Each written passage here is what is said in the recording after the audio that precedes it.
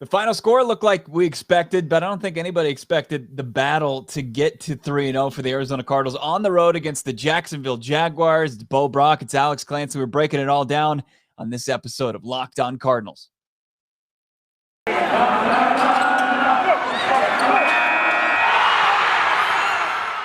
You are Locked On Cardinals, your daily Arizona Cardinals podcast. Part of the Locked On Podcast Network.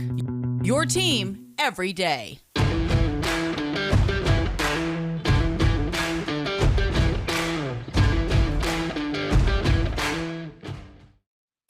Rise up, Red Sea. Happy 3-0 to the Arizona Cardinals. Yeah, it wasn't exactly how you expected it to go down. The Arizona Cardinals had to go outscore the Jags 24-6 to win this game, 31-19 to improve to 3-0 and keep the Jags winless. Urban Meyer, Trevor Lawrence, winless. Big plays made by Byron Murphy. You had a couple newcomers make their first big imprint on this team, James Conner and AJ Green. We'll get into all the performances. It's Bo Brock, Alex Clancy, Locked On Cardinals. Make sure you're following along on Twitter at Locked On AZ Cards. Of course, subscribe to our YouTube channel. Unbelievable. Love that everybody's tuning in, making Locked On Cardinals the first thing that they check out each and every day, because we are the best daily Arizona Cardinals podcast. And Alex, is it fair to say, hey, look, 3-0 is 3-0. A win is a win in this situation? I mean, with how they played in the second half, yes. If they would have been a replicate second half that we saw in the first half, maybe not so much, but they instilled their dominance. They showed, a rookie quarterback that he still got something to learn. Byron Murphy took, a lollipop pass, pick six. It was great. And then, James Conner showed seriously that he may have more juice in the tank than we thought. And AJ Green can still find holes in zones, and he's still 6'4". We saw the deep pass down the middle of the field on third and medium. And AJ Green went up and got it. It was a 37-yard chunk play. If they play like that, this season's going to go a lot better than we thought when the season started. Because you're not really relying on those two guys to do anything when they came in. They were late ads. They were kind of under the radar ads, but they were the two best offensive players on the field that we saw on Sunday. Maybe Christian Kirk, you throw his name in there also. Yeah, I hope the crow that I have to eat, because I had called for AJ Green not to get as many looks in the second half during our halftime show, which we pop on each and every halftime during the Arizona Cardinals season and break down what we saw. And I thought we needed to see more DeAndre Hopkins and less AJ Green, less targets, and AJ Green balled out. 5 catches, 112 yards in the second half. Huge as far as moving the chains and making big plays for this offense. So I'll take it, just smoke it for me or season it up at least. This is as far as the pro as far as this one goes. But, if you're leaning on us to kind of take you through this game, if you didn't watch the game, is the Arizona Cardinals came out of the gates. They score, Kyler Murray, his third rushing touchdown of the season, opened up the scoring. And then that was it for the Arizona Cardinals as far as putting up points in the first half. They brought out Matt Prater at the end of the first half to kick a 68-yarder. He's no Justin Tucker, who had a 66-yard game winner for the Ravens on Sunday. But Matt Prater fell short, and it resembled the old Iron Bowl there between the Auburn and Alabama Crimson Tide, where Auburn returned it for a kick six. That's what happened to the Arizona Cardinals. They couldn't take down the return, and the Jags, they go into the locker room up 13-7. They missed the PAT, and people are like, what's going on? The offense we'd mentioned during the halftime show, it wasn't terrible. They were moving the ball, but they weren't scoring. They weren't finding pay dirt, and there was a lot of criticism, obviously, for the play caller himself, Cliff Kingsbury. And then they come out of the gates to start the second half. They get the ball, the Arizona Cardinals do, and they're moving it quite well. And then Kyler Murray throws a pick, right? It gets taken. It was a bad pass. And I don't know if he didn't see the safety there, and he gets picked off for the third consecutive game. He starts the second half off with an interception, and the Arizona Cardinals defense was able to kind of slow things down. They were able to get did they get the pick right away no, they ended up having to make a big play on defense, slow things down. They got the ball back. They kicked the field goal, and then Jacksonville tacked on a rushing touchdown from James Robinson. Right. And then that's when the Arizona Cardinals things kind of started to wake up, and then they started coming back and getting back into that contest. The Byron Murphy pick six, which was his second interception of the game, just completely turned everything. And then the Arizona Cardinals rode that momentum throughout the end of the game. Added another touchdown. Yeah. I mean, the choice to kick a 68-yard field goal pretty much at sea level, it was a dumbass decision. It was a dumb move. I don't know why. Maybe it's false bravado or something. In my opinion, you punt the ball or you take a knee and you go into halftime. Like, I don't like it. You understand. Learn. I mean, it's a hard what? It's a harsh lesson to learn, but they learned it. I mean, if they do it again, you say, okay. But, I mean, they kicked a 62-yarder just a week ago. Yeah, I mean, 6 yards. It's almost a full first down longer. Like, you have to understand that the people on the field when these things happen are 300 pounds. And the guy receiving the ball is 200 pounds, and he's faster than everybody on the field. I understand that it's revisionist history saying it this way. It's super easy to say after the dude runs it back 109 yards. But thinking that somebody can make a 68-yard field goal when it's never happened in NFL history, and you put yourself in a weak spot if what did happen happens for the chance for somebody to run a kick back, why would you put yourself in that situation? Because I just don't understand it. Here's the thing. I'm not going to be overcritical about that just because, he returned 108 yards. I mean, there was multiple chances for them to take him down. The chances of them returning the kick are probably as minimal as him making the kick, sure. But, the guy made a 62-yarder the previous week. You wanted to see what his leg was about, and you didn't think it was going to hurt you that bad. Now you know. Okay, but do you fault them for going for a 62-yarder then before? Like, and it worked out? No, because it's not almost a 70-yard field goal. It's completely different. But he made the 62-yarder where he probably could have made it 68 yards the previous week. That's in it. They were just testing out the leg of Matt Prater. I'm not going to be that critical of it. The one thing that really was glaring today was how bad the Jacksonville Jaguars were. And the Arizona Cardinals were able to overcome that because they were as bad of a team as the Jags are. I mean, they just gave them so many opportunities to win this game. And finally, the Arizona Cardinals, in like the late third quarter, early fourth quarter, were able to take advantage of that and win this game. At any point, where was like the most nervous you were that they were going to not come out of there with a W?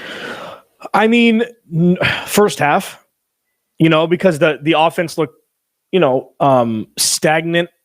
And what did we say during halftime? I said it was like going to get frozen yogurt and not getting any toppings. It was like, it's fine. Who wants it's fine. Froyo? That shouldn't even be a thing. What are you talking about? Have you been to a Pinkberry? Or toppingless Froyo? Yeah, that's what I'm saying. That's what the offense looked like in the first half. Right. That's what I'm saying. You never want toppingless Froyo, even though we shouldn't say Froyo either as gentlemen. But the first half. And then I guess maybe it was after the pick when the James Robinson train for 50 yards into the end zone, on multiple plays. But I mean, there was still so much time left, and the Cardinals offense is so good that, there was still time. So worry wasn't really there. Concern, sure, but actually being nervous that they weren't going to win pretty much stopped, midway through the third quarter. Because I just felt, especially in the third quarter, the Arizona Cardinals were able to put the field goal up, right, and it's 13-10 at that point, and then it seemed like Trevor Lawrence was getting into a rhythm. And you're like, oh no, he's finally finding himself at the NFL level. He was, I think, at 1.6 for 6. He had the touchdown pass in the first half, and they come out in that second half and they have that drive, and James Robinson caps it off with the TD. And they go up 19-10. And you're like, oh crap. They got the run game going. They can lean on that the rest of the way. And the Arizona Cardinals are going to be in trouble. If this is what Jacksonville can kind of deploy the rest of the game, that's going to be tough for the Arizona Cardinals to overcome. And then Jacksonville just proved they were a bad team and continue to set the Cardinals up. And I'm like, okay, the Cardinals offense needs to play a perfect half here if they want to come out of here with a W. Luckily, they didn't have to because of the mistakes made from the Jags. Now, does this make you, before we do our actual preview into week 4 when they go to SoFi Stadium to play the Rams, 1-10, how confident are you that this team can beat the Rams on Sunday? I mean, it's like, say it was like a 5 before this game. If they came out and they rolled today and won, if they came out and they rolled and they won 45-0, you still have concern. Like, okay, I mean, we know that they've never beaten McVay. They just never beaten McVay. So, I think it's pretty similar. they played poorly and still came out of there with a W. So I don't know. It's something that we're going to have to start to look at. Full disclosure, the Rams are playing as we record this podcast. So we don't know how they look as far as week 3. But yeah, I mean, I think obviously they have the talent to win. It's just they're going to have to execute, and they're going to have to play a really good game to win that game. They can't come out flat. They can't have a full half of football where the offense isn't there. That's just, you don't beat teams like the Rams with playing that way. I guess that's the way I'll put it. That's for sure. I mean, that's true. And I mean, it's got to be, no self-inflicted mistakes. That's true. All right. So we were pretty critical. And I think that this is one of those things. It's like, there hasn't been, I think week 1 was a perfect game, right? It was a perfect game where they came out and they rolled a team like the Tennessee Titans 38-13. Last week, they get lucky. There's some good things to take away. And then this one, there was a lot of ugly. And then they were able to kind of just be the superior team and get out of Jacksonville with the W and be 3-0. But there's definitely some criticisms that I think are fair. There was a lot of good that happened in the Arizona Cardinals 31-19 win. We'll get into it. It's Bo, it's Alex, it's Locked On Cardinals, part of your Locked On Podcast Network, your team every day. Cardinals fans, you buy gas. Most of us do, obviously. You got your gas needs. Get Upside is going to save you some cash, make you some cash. Listeners are making up to 25 cents every gallon of gas every time they fill up. Just download the free Get Upside app in the App Store or Google Play right now. Use the promo code TOUCHDOWN and you get a bonus 25 cents per gallon on your first fill up. That's 50 cents cash back on your first time at the pump. Don't pay full price at the pump anymore and make some cash back. 50 cents per gallon cash back on your first tank. Some people who drive a lot are actually making as much as $200 to $300 a month in cash back, and there's no catch. The cash back gets added right into your account. You can cash out anytime to your bank account, PayPal, or e-gift card for Amazon and other brands. Just download the free Get Upside app and use the promo code TOUCHDOWN. That's promo code TOUCHDOWN for 50% per gallon cash back on your first tank with Get Upside. And Bo, we do our Friday 5 every Friday, and we do win-loss, point spread, over under, and then the couple of the props we had from betonline.ag. I believe James Robinson won the one between him and Chase Edmonds, and the one I mentioned, 13 carries for Chase Edmonds, the under hit, but the spread hit, Cardinals covered, and the over under just missed the over again. That's 2 out of 3 weeks for the Cardinals. But betonline.ag's got you covered for everything you need. Okay? Go to betonline.ag. They've got a brand new interface, brand new website. Everything is brand spanking new on there. Go to the website, use your mobile device to sign up today. Receive your 100% welcome bonus on your first deposit using promo code NFL100. You deposit $100. You put the promo code NFL100 in, you get $100 on betonline.ag. So from football, basketball, boxing, right to your favorite Vegas casino games, don't wait to take advantage of all the amazing offers available for the 2021 season. BetOnline, your online sportsbook experts. We're giving you money at the tank. We're giving you money to bet with and build your so many monies. Get Upside and betonline.ag. Man, just incredible. The Locked On Cardinals boys, Bo, Brack, Alex Clancy. We appreciate everybody making Locked On Cardinals the first thing you tune into each and every day. Best daily Arizona Cardinals podcast. We're on YouTube. Check us out. Subscribe. Just unbelievable things going on with the YouTube channel. Thank you for everybody that tunes in, hits us with a like, subscribes, interacts in the comments, interacts on Twitter at Locked On AZ Cards. So let's look at this. Kyler Murray, 28 for 34, 316. He had the pick. He didn't have a touchdown pass for the first time this season in a game. He did have the rushing touchdown, his third of the year. James Conner, he had 2 trips to the end zone. I mean, it was right there on the goal line twice, and there was James Conner to just punch it in, something that I think a lot of people wanted to see from this running back core. And then you had the receivers. A.J. Green leads all receivers in this contest, where he had 5 catches, 112 yards. Christian Kirk had another big catch on 4th down in this contest. A gutsy move by Cliff Kingsbury to continue that drive that ended up being a field goal. But Christian Kirk, 7 catches, 104 yards. Chase Edmonds, 7 catches, 49 yards. He had 26 more yards on the ground. And then you look at Trevor Lawrence on the other side of it. You're able to continue the trend of him not taking care of the football, the 2 picks. He did have the 1 touchdown. So the Arizona Cardinals, Byron Murphy, probably my player of the game in this contest. Yeah. I mean, it's probably fair. I mean, the pick six, like if those things can happen throughout the season, the Cardinals are going to be in good shape. Yeah. They've had a couple of the interceptions they've had this season have been off tips, so take that for better or worse. But Byron Murphy has looked good. Nobody's really burned them this season, the secondary, whether it be from the pass rush or whatever. Even against the Vikings, Byron Murphy jumped the route on the second play of the game and was wrong. So it wasn't like he got burned down the sidelines. Adam Thielen, Marco Wilson fell down during Adam Thielen's touchdown. So, I mean, the Cardinals look pretty good. The secondaries look pretty good. Jalen Thompson's look good. Buda Baker's look good. The pass rushes look fine. But yeah, I mean, I think you're right. The defense wins. And the defense and James Conner today, like seeing James Conner really play like this is what happens when you get run into the ground in Pittsburgh. You're going to get beat up and you're going to get injured. If you can use him half as much as Pittsburgh did, you might see this because, again, he is a big bruising back when he's on the field. And I think the biggest win for the offense today was Kyler Murray yet again with the play action bootleg where he could, he's having a tea party on the way into the end zone.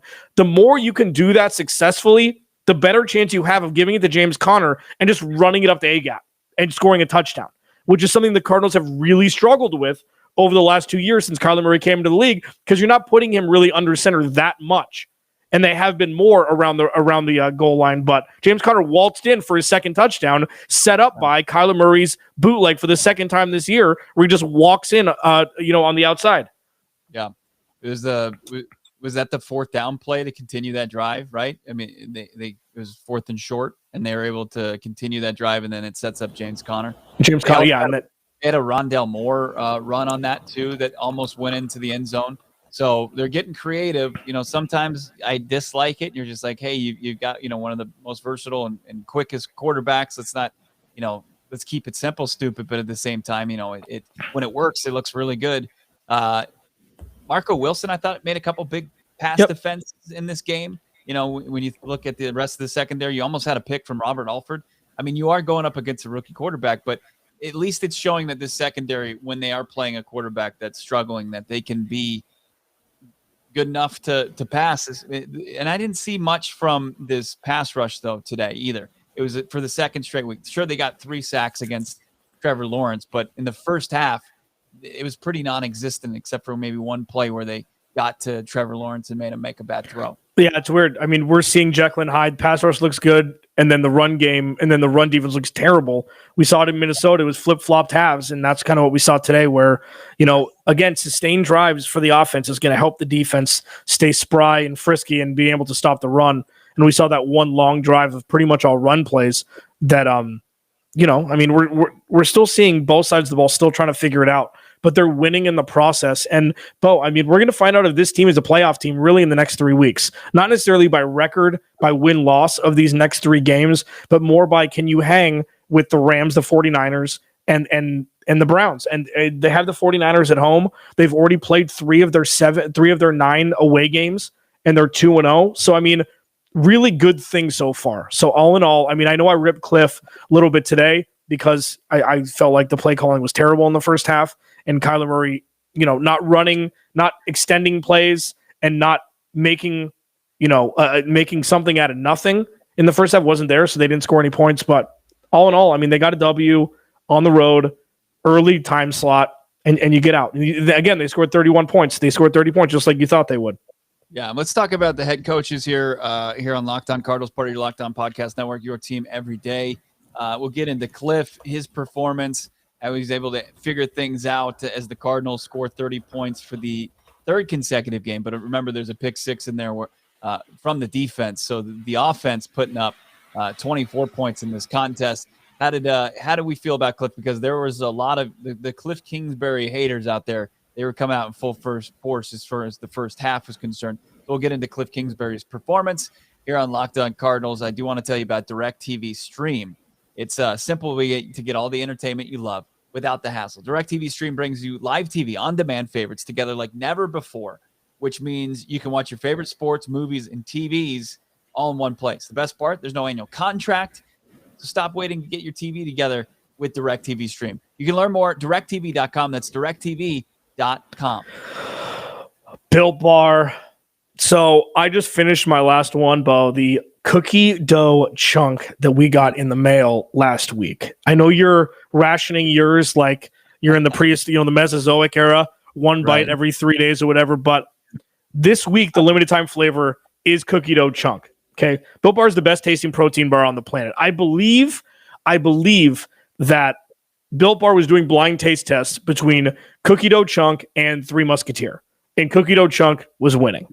So not only does it taste really good like a candy bar, but it's healthy. 15 grams of protein, less than 5 grams of sugar, high in fiber, low in calories. It's exactly what you want. And this isn't even one of the 9 flavors you can always get. Coconut almond, cherry, raspberry, mint brownie, peanut butter brownie, double chocolate, and salted caramel, Bo's favorite. Again, under 180 calories for all of these, 5 grams of net carbs or less, at least 17 grams of protein. Built Bar is the best tasting protein bar on the planet. It's the healthiest candy bar on the planet, however you want to slice it. So go to built.com and write LOCKED15 and you'll get 15% off your first order. Use promo code LOCKED15 for 50% off at builtbar.com.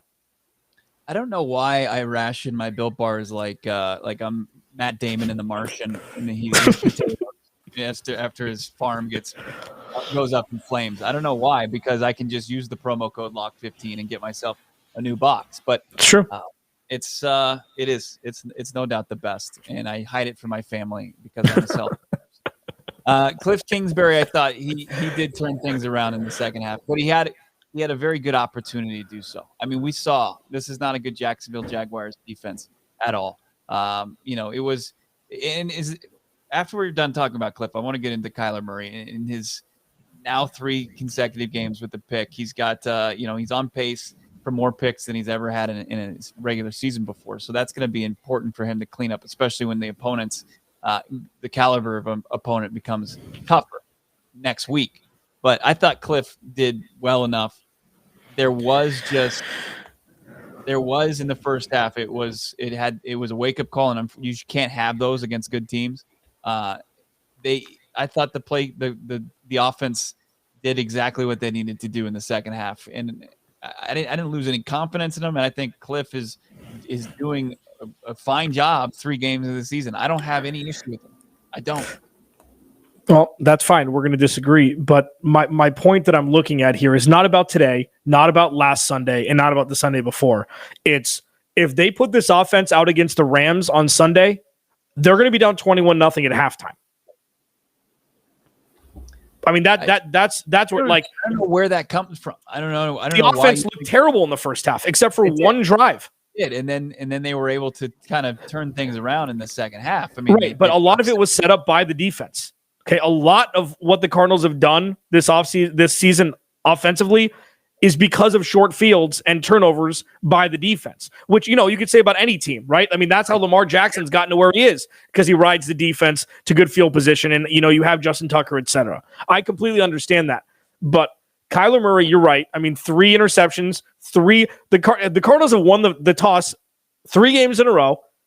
They've deferred, and they've thrown 3 interceptions on their opening drive, one of which ended up in a touchdown. So I don't know if it's, let's go balls to the wall here. Kyler threw 3 terrible passes. This one was in a double coverage. I don't know if he saw the safety or not, but it's like, who are you throwing the ball to? They're usually around the goal line, except for the pick 6, which was thrown right to a linebacker's between his numbers. But the offense needs to have sustained drives, if only for field goals, just to keep the defense spry. Well, and not tired. The offense was. I mean, they came out of the opening drive. They were moving the ball before the Kyler pick. And then the field goal that they ended up scoring on their second drive, I mean, that was a nice sustained drive as well. I don't know 407 total yards of offense. I don't understand why I understand trying not to be content and understanding that there's going to be better opponents down the road. But they've taken care of business. They've done everything that they needed to do. And it's what you're asking for from Cliff Kingsbury in this offense is perfection. And it doesn't exist. You're not going to get a perfect play call each and every time, but he's doing enough to where this team is sustaining drives. And I've seen improvement at least 3 weeks through from this offense compared to the end of last season. Your mic is off. 4, 5, 6 drives of 3 minutes or less. That's not sustained. Okay. And the longer ones are where they either scored touchdowns, scored points, or where they were in a position to do so. Okay. So sustained drives aren't 2 minutes of running clock. Sustained minutes aren't 3 minutes of running clock. If you want this defense to have a chance against good opponents, you need to stay on the field longer on offense. And guess what? If you're on the field longer on offense, you score more points usually because you're usually closer to the goal line. So sure, I'm not looking at it the first 3 weeks. I'm saying this is great. The Cardinals are 3-0. Obviously, it's fantastic. Okay. But in the murderer's row of the next 3 weeks, 2 of which are on the road, this type of offense, this offensive output isn't going to cut it. It's not going to cut it. You could be enamored by 100 points scored in the first 3 weeks. It's 3 of the, bottom tier defenses you're going to see this year. So sure, they're putting them up and they're winning games. Absolutely. That's great. But they're getting away with a lot more in these 3 games that they will against the next 3 opponents. And that is for sure a fact. So I'm looking through the forest through the trees and not just like, oh, they're putting up points. They're winning games now. It's short-sighted. It's going to be interesting to see if this offense performs against the Rams and if you ever give them credit. I 100% will give him credit. I gave him credit last week. If he deserves credit, I'll give him credit. It's Kyler Murray running behind the line of scrimmage and then throwing the ball when defense breaks down. That's not an offense. It's not. Okay. Yeah. I just don't know why it's so hard to understand. Because if you've got a player like Kyler Murray, he's going to improvise. It's just going to happen. But what if he didn't have to improvise if the play calling was right? What if he didn't have to improvise as much? I mean, when you scratch your head and you see Russell Wilson make an unbelievable play or Aaron Rodgers make an unbelievable play off the cuff, and you're not, I don't see anybody else go, well, Matt LaFleur, what the hell are they doing? As far Make the playoffs first, and you can get credit for it. Make the playoffs first. So cheap. Comparing Russell Wilson to Kyler Murray is a joke at this point. Make the playoffs, and then we can have a conversation. Russell Wilson came into the one of the best opportunities any quarterback's ever come into. He had a run game, he had a defense, and Kyler Murray came into one of the worst situations ever for a quarterback. Well, because he also has a head coach who could dominate that side of the ball. The head coach now is what, 16-18? Isn't that his record? 16-18-1. Cliff Kingsbury. 16-18-1. He took over one of the worst teams, but it's all Kyler Murray. It's all somebody else. I just don't get it. But the true test is going to come next week. Yes. And I just want to ask this before we get out of here. And I don't want to get too far ahead of us because we have, a couple. We're going to break things down. This is the knee-jerk reaction after the game. Tuesday will be cooler heads, and then we'll really start to look ahead. But because it's the Rams, it's the Niners, and it's going to be the Browns. I mean, those are 3 potential playoff teams in a row. What would be a number for you record-wise after Week 6 for the Arizona Cardinals? After Week 6? Yeah. I mean, 5-1 would be magic. 5-1 would be magic. What's acceptable? 5-1. If they go 3-3, I would Bo. If they go 3-3, I would fire Cliff Kingsbury. I'm serious, because I thought 2-5 was the number. If they go 3-3, I would fire Cliff Kingsbury, and that's thinking about the future and not trying to meddle now. You're just not looking. You're trying to be too down the road, and you're not even looking at what they've done. If they lose 3 games in a row to 3 playoff caliber teams, and 2 of the games are on the road. First one's in LA, the next one's the third one's in Cleveland. Yeah. And you get a home game against San Francisco. If they go 1-2, I think as long as you can avoid being swept, and then you get to take on Houston on October 24th with an opportunity to get right. Right. If you can get 1-2 would be acceptable. Yeah. 1-2 would be acceptable. I mean, you're hoping for 2-1. 1-2 would be fine. Just get 1. And if you can get 1 at SoFi, we're having a completely different conversation. This is all reactionary talk because what we've experienced the last 2 years against LA, and they've had San Francisco's number, except for against a backup quarterback. And they beat Cleveland on the road already, I believe, under Cliff Kingsbury's, or no, at home, under Cliff Kingsbury. Yeah, they kicked but that was a bad, I mean, Cleveland had a couple, obviously their pieces in place, but they were under Freddie Kitchens at that time. It was a dumpster fire. It was bad. But we're going to start to figure out a lot about this team in the next 3 weeks. What we figured out so far through 3 weeks, it's been fun. They're 3-0. Any parting words before we get out of here for the Locked On Cardinals audience? Better lucky than good sometimes. They were better today in the second half. Good things. I mean, could you have scripted a better start regardless of how they got there? I mean, no. I mean, this was necessary. This was essential that it start this way because of what is down the road. They did what they didn't do last year. They finished the trifecta, and we're counting Tennessee as one game, as Tennessee as the San Francisco and Washington game. This loss would have been like the Carolina and Detroit loss last year. I got such a 2020 Week 3 Detroit Lions feel early in the game against the Jaguars. I was like, oh, after that pick from Kyler, I'm like, oh man, this is it. This is the same thing. It's happening. It's happening. This is deja vu with this team, and nothing's changed. But now an opportunity to continue to change the narrative. First one next week. Next one, Niners. If you don't get it with it doesn't mean it's gone. So the team has set themselves up to be in the thick of things because of how they took care of business, lucky or whatever. They took care of business through 3 weeks of the season. It's Bo Brack, Alex Clancy. Make sure you're following along on Twitter at LockedOnAZCards, at BOBRECK, and at Clancy's Corner. And betting on the NFL doesn't have to be a guessing game. New Locked On Bets podcast hosted by your boy Q, handicapping expert Lee Sterling. Get daily picks, blowout specials, wrong team favorite picks, and Lee Sterling's Lock of the Day. Follow the Locked On Bets podcast brought to you by betonline.ag, wherever you get podcasts. For Alex, you guys have a great rest of your Monday. We'll talk to you, great rest of your Sunday night because we're dropping this Sunday night. But we'll talk to you Tuesday right here. Locked On Cardinals, part of your Locked On Podcast Network.